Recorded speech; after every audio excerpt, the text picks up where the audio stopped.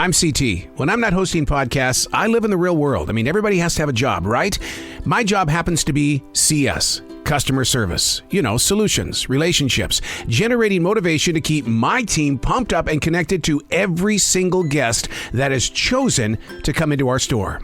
This is C.T.C.S, episode number 69, the $1 billion lottery, stolen electric cart, and COVID is back. Transition walk, day number 1. 4 days back to back in CS, which is really freaky because I only had 1 day off. I'm used to 3 days in a row off, so my mind is just really freaking pissed off at me. But here we go. Headed into another brand new weekend, and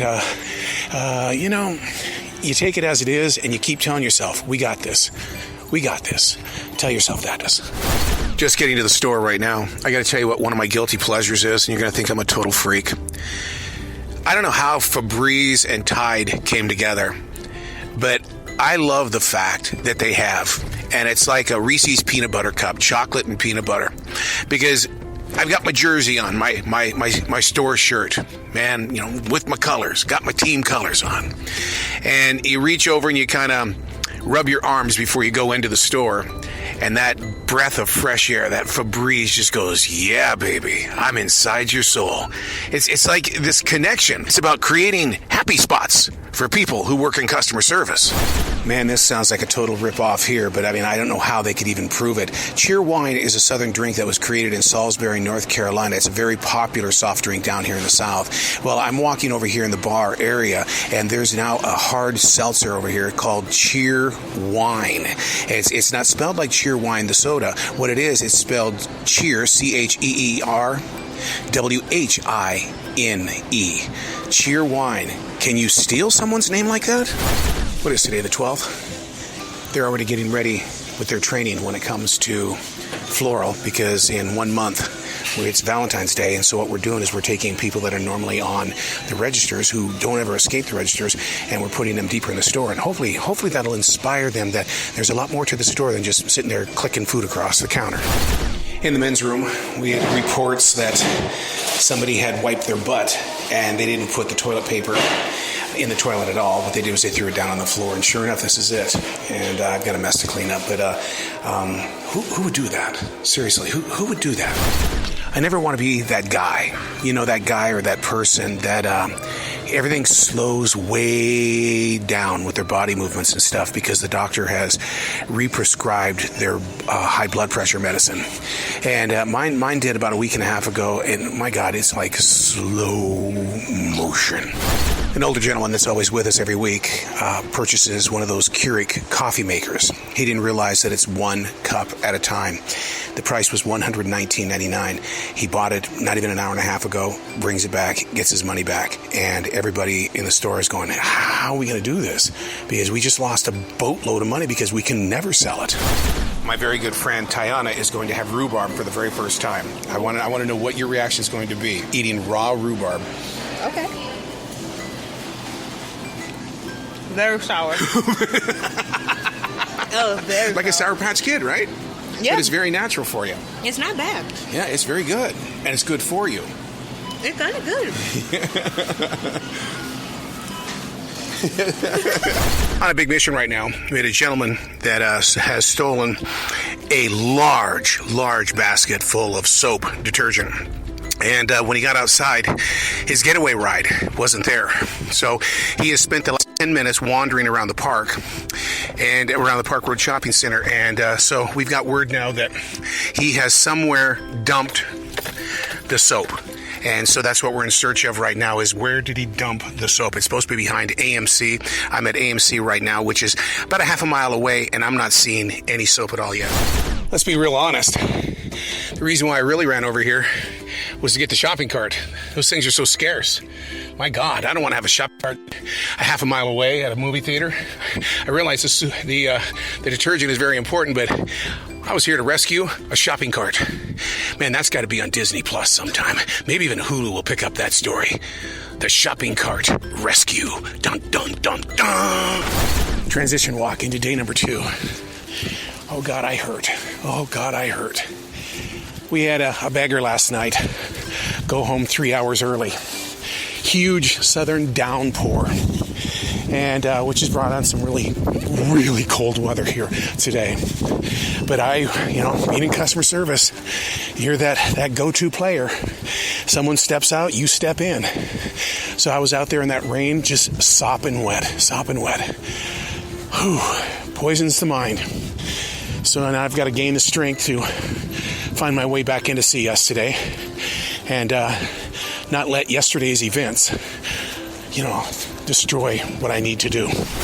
Coming in on a Friday, there's a lot of people that have already started their weekend. So what they want to do is they want to get here, get the food, and if they're going to go traveling someplace, they want to get on that road as quickly as possible. So at 1 o'clock in the afternoon, you've got like Sunday afternoon crowds here. And so hopefully, it'll keep us busy in the way of instead of standing around and then having to do all the cleaning and stuff. That's the evil part about this. When it's slow, there's still work to be done.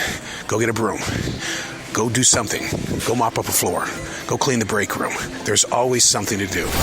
Here we are again. The Mega Millions is still growing. We're now at $1.375 billion, and I think that's how many people I have in line to buy these lottery tickets. Tonight, they'll try it again, and from what I understand, this is like the third highest of all time.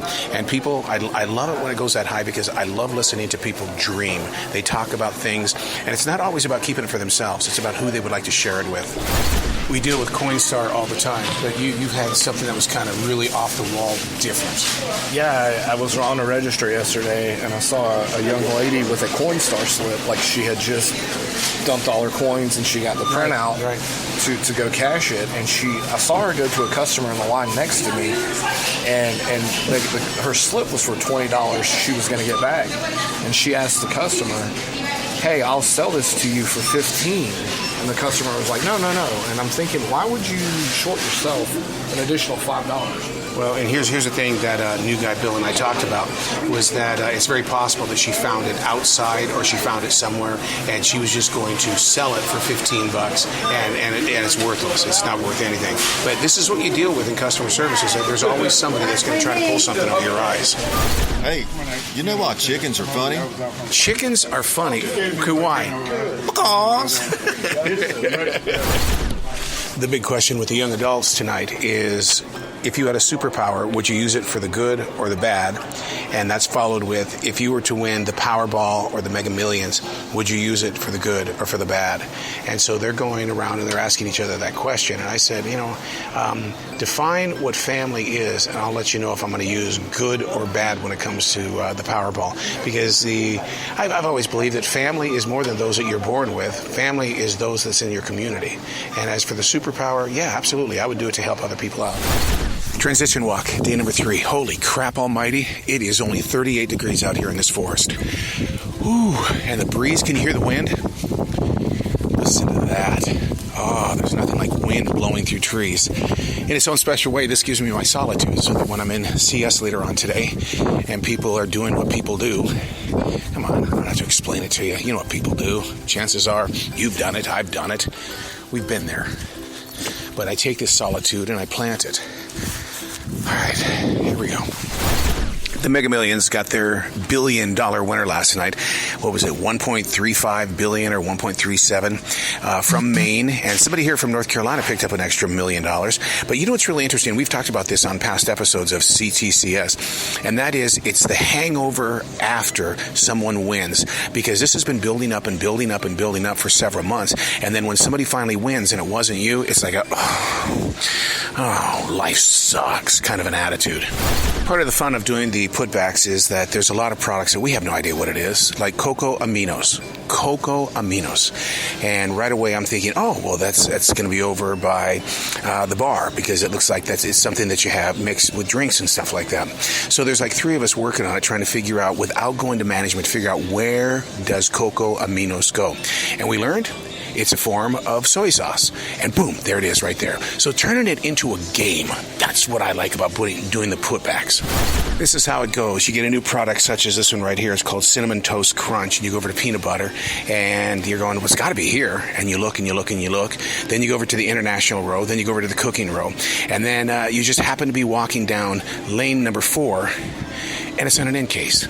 Of course, that should be like the go-to. If I can't find it immediately, go to the end case. All right, I've got to document this. My bagger for the past 2 nights, who I've stood next to many times over the past 2 nights, is out with COVID. Oh, boy.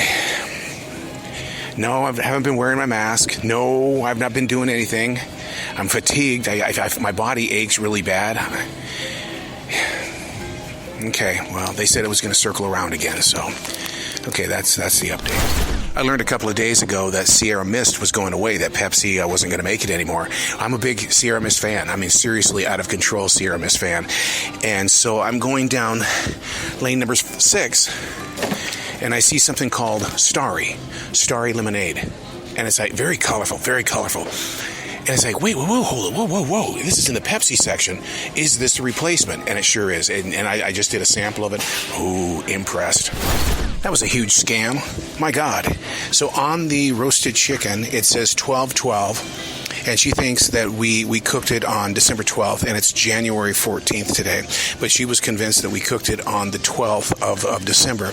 And she not only wants to see if she can do an exchange, but she wants to have double your money back. Chicken is $7.99. Manager says give it to her. Give her double the money back. Total scam.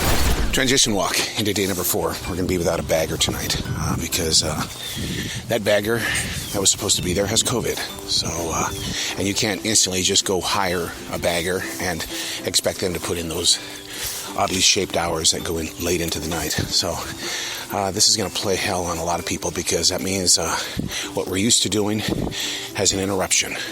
And we've got to move through that interruption with a positive attitude. When you say that we don't have enough visibility when it comes to the baggers, what are we talking about? Because a lot of the baggers think that bagging is just going out and getting carts. The customers having their orders bagged by a bagger, by someone else. And so I don't know how they determine that number. I don't know if it's on the survey. I don't know how they're coming up with it, but we're at a 0%, which is probably pretty close to being accurate. Well, there were some people that were upset about that 0%. Yeah, well, I think their bonuses are tied into that number. Are you kidding? I don't know that. It could just be a competition thing where you look at your list and you're at a 0. The 0 for anything, that looks bad. Yeah. It's not, clearly we're not at a 0. But ours is realistically, it's probably pretty low. But for whatever reason, just the way that it worked out with those numbers, I would be embarrassed. That's your name on that, right? That's right. So you're the head of a certain department and you score a 0 in something, you're going to be kind of pissed off. I would be. Doing the floor sweep. It's amazing what I find on this floor. Right now, I'm about ready to pick up some pizza with the broom. Really, people? The size of this pizza, and you just left it on the floor? A lot of paper, a lot of things that fall out of people's purses and wallets and things like that. But it's like one man's trash is another man's treasure, right? By the way, do you want some pizza? Let me give you an update on the cake lady. She did show up about 5 minutes after Bill and I were talking about it. And what happened is that she kept saying to the one manager that, yes, she had a receipt. She comes in, she gives us her phone number. Sure enough, she's got a store card. So we go look for the history of that store card. She hasn't purchased anything for 6 months inside this store. She has no receipt. The cake is $30. And we said, well, we have to have a receipt. We're not the ones that write the rules, but we have to have a receipt. She says, can I just exchange it out? We don't even know if the cake even came from here. And the answer was no. So she was pretty unhappy with us with that. First of all, she said that we messed up her cake and that she wanted a marble cake and couldn't get it. And now we couldn't give her money back because she doesn't have a receipt. Before coming into the store all the time, I always do some show prep, just like we do in radio. And I go and find the 5 subjects that will start a conversation. And today's big story is Trevor Lawrence, playing that game where it's the 3rd biggest comeback of all time. So, and people get in that conversation. She's up there in age, and she claims that she left her phone in the Uber, and she came to the desk, and Holly and I were standing here, and she goes, I left my phone in the Uber, really loud. And I go, okay. And she goes, I want my phone. And me and Holly looked at each other, and I kind of lost my composure a little bit, and I said, so what can I do to help you? Right. And she looked at me, and she goes, what can you do? And I go, I tell you what, I got a phone right here. Why don't you call your phone and see if they'll answer? And so she tried to call it, and I heard it go, do, like it was the wrong number. Oh, no. And she hung it up, and she goes, they know. And then I looked at her, and I go, they know. And she walked out the front door. And so the mall security came in, and he goes, that lady just asked me if I was Uber. He goes, you want me to throw her out? And I go, no. I go, she's confused. I go, she may have actually lost her phone. I don't know how crazy she is. She's a little bit crazy, but she might have lost her phone. And so... I've had it for over an hour. Are you proud of me? Right. So he wanted to throw her out. I said, no. I said, let's wait and see, See what she's going to do. And so she left. She goes, I'm going to go outside and smoke and cool down. And then she just came back in, and you heard her, whatever the hell it was. She came up to me and goes, what can you do? Mm-hmm. And I go, use the phone again. And she picked it up, and I don't think it worked again, and she hung it up, and she went right back out. So I've got store security and mall security ready to do something. Just in case. But